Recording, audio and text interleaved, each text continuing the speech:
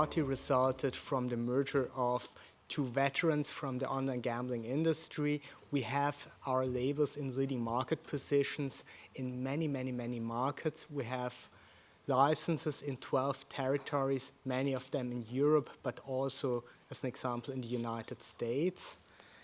And when it comes to player protection, we believe player protection is a central element of product quality.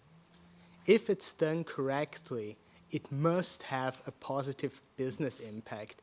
It must be something positive for the product, for the operator. What we have seen in the past is that problem gamblers do not create greater revenue than average, not even interested customers. We have seen that they cause a lot more workload, especially there where it's not scalable. As an example, in customer services. From our figures, we have about 2 to 3 times more effort with someone who ends up being excluded or self-excluding. Also, problem gamblers are not very sustainable.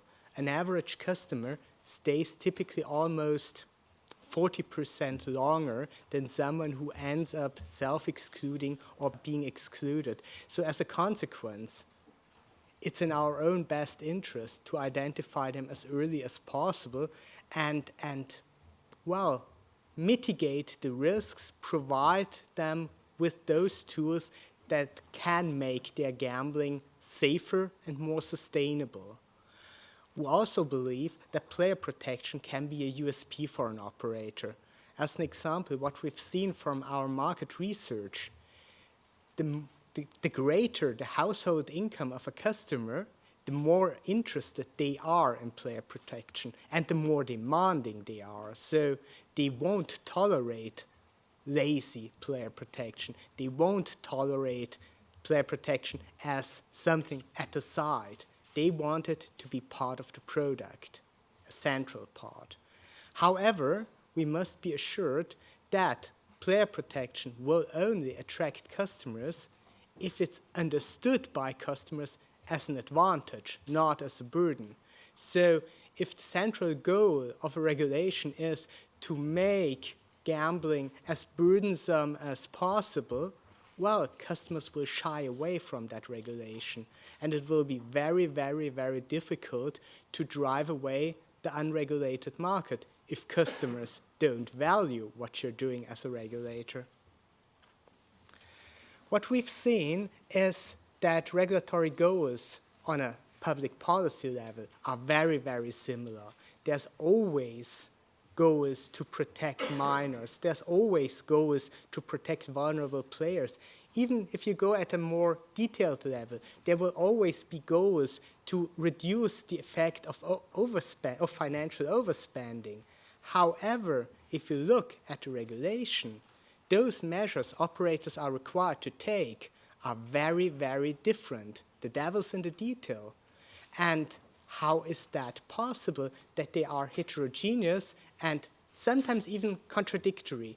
You might see in some member states, they say, we don't want gambling to be too attractive, so we reduce the amount an operator can pay out to the customer to this and that level. And another member state says, well, operators who don't pay out to the customer, that's kind of fraudish. So we say operators must pay out at least to that level. And suddenly, both have good arguments, but it's completely contradictory. One must be right, one must be wrong. So in the end, we believe there is a way to be much more homogeneous without enforcing that, simply by going back to the fundament of scientific evidence. As an example, you see deposit some kinds of financial limits in every regulation. Deposit limits, as an example, are well-funded. This is something you find a lot of scientific work showing that they are working well. However, all that research, if you look into the detail, worked with, as an example, daily limits, meaning limit per day, weekly limits, meaning limits per rolling period of 7 days, and monthly limits, meaning limits over a rolling period of 30 days. And then you have member states who have implemented those financial limits as limits per calendar month. This is something completely different in practice. It sounds similar, monthly limits, but from the psychological point of view for the customer, it's completely different. It means at the beginning of the month when I get my salary, I have all the limit available. Then at day 10, I run out of my limit, and then I go to a different operator because there I have my full limit. This is not what we intended when we introduced deposit limits. However, it sounds vaguely similar. So we really need to go down to the scientific fundament, and we need to evaluate what those measures are doing. Also, a measure should always be clearly linked to one single policy goal. So this is what we want to attain. This is the one measure or the two measures we want to attain it with. What we see in practice in many regulations, there is just a slew of limit options. 3 of them aiming at the same goal, being completely redundant. However, it makes the product much more confusing for the customer, because for the customer it's difficult to say, well, will I use the deposit limit? Will I use the wager limit, the bet size limit? What do all those limits do? I think it's more straightforward for the customer to see, okay, I want to limit the financial expenditure, so I use this and that limit. However, this is in many regulations not the case currently. And this leads us to our own concept.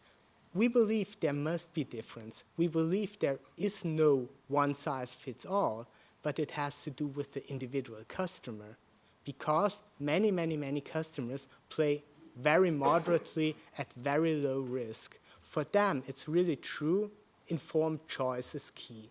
If we as an operator provide all the information they need to play safely, they will, because they're acting very responsibly. However, there are other groups who are at a higher risk. At-risk gamblers, around 4 to 5% of the population, they might be able to make the right goals and plan ahead. However, when gambling, they might not always adhere to those goals. For them, things like deposit limits are extremely valuable because they plan correctly and we make sure that they are within their boundaries when they're playing. Lastly, there's about a group of 1% of people who cannot gamble safely. It's our job to identify them and lead them towards health care where they can get the help they need, and of course to get them excluded from the gambling offers, if possible, not on an operator level, but on a national or even European level, because it doesn't make much sense if we exclude a player, but he can just go one click away and continue playing there. To be able to do that, we need some sort of behavioral tracking. That means judging from the behavior of the customer what kind of risks he's exposed to and what kind of safeguards they need. So what we have started in 2005, we're doing that kind of research now for over a decade, is to model what kind of behaviors will lead to risks months or even years later. What we have done is to investigate behavior from gambling, from communication, from payment, and now even from browsing behavior. So how a customer browses on our website to find risk indicators that are clearly linked to later self-exclusion, to players describing themselves as problem gamblers, or to players forcing us to exclude them. What do we do with that information? First of all, we use them only for the purpose of player protection. This kind of information is used for nothing else.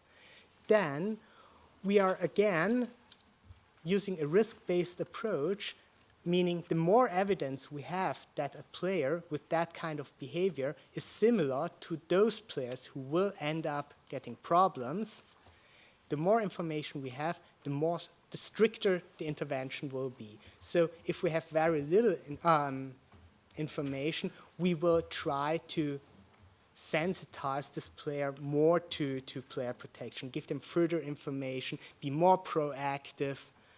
So to say, they don't have to come to our responsible gaming side, we bring the responsible gaming side to them. If that doesn't work, we will start interrupting gameplay with messages that really fit to their situation, that fit to their behavior, and make them thinking, is this what they really want? They originally said they would play that way, now they're playing in a different way. Is this what they want? And lastly, if nothing helps, we will start a case investigation that can ultimately lead to the exclusion of that player. However, it's of course better if the player cooperates and we can find a risk mitigation solution for both parties. But in the end, at that point, it's our responsibility to make sure this player is no longer playing in a way we consider problematic. If we could recommend how to optimize consumer protection in online gambling, we believe focusing on the underlying policy principles would be key. As an example, one way to do that is to say, this is what we want to attain. We want, as an example, to prevent overspending. You, as an operator, document and prove how you're doing that. The huge advantage of this approach is that research will come on its own, because every operator who's tasked to prove that what they want to do is really working must conduct research. So this is the easiest way to get out of a stagnant regulatory regime, because the research will just happen by operators who need to prove that what they're doing is working. Then try to avoid any kind of requirements that are not accepted by the consumer. Consumer protection happens for the consumer, so the consumer needs to accept it and find it attractive. The next thing, avoid speculative regulatory requirements, but instead create, as said above, an environment that supports research. We don't need to start into regulation with a lot of speculative requirements, hoping that if we are to finally evaluate, if we ever are to finally evaluate the regulation, that it will prove right. We can start with what we know and create an environment that will generate evidence over time. I think it's the safer approach. This leads, of course, to strongly evaluating everything you do, not evaluating total packages, but segments. As an example, if you have this member state doing this total package and that member state doing that total package, one works, one doesn't, well, what is the difference? Which of the many, many, many measures that are implemented differently did really do that change? We don't know. So heterogeneity is a way to really, really hamper scientific advancement, because you never know, well, what did the trick? What really led to the fact that it works in this member state and doesn't work in that member state? You need to isolate specific differences and then test whether that change in the isolated measure really improves things. This is, of course, hard work, but at the moment we are in an environment where we couldn't even know why it works in some member states and why it doesn't in others. And lastly, I think it's really, really important. We are the only sector, to my knowledge, that is going so much further than informed choice. Many other sectors have informed choice, and that's really important. I mean, if I buy a chocolate bar, I have the nutrition facts. This is classical informed choice. Our sector goes much further.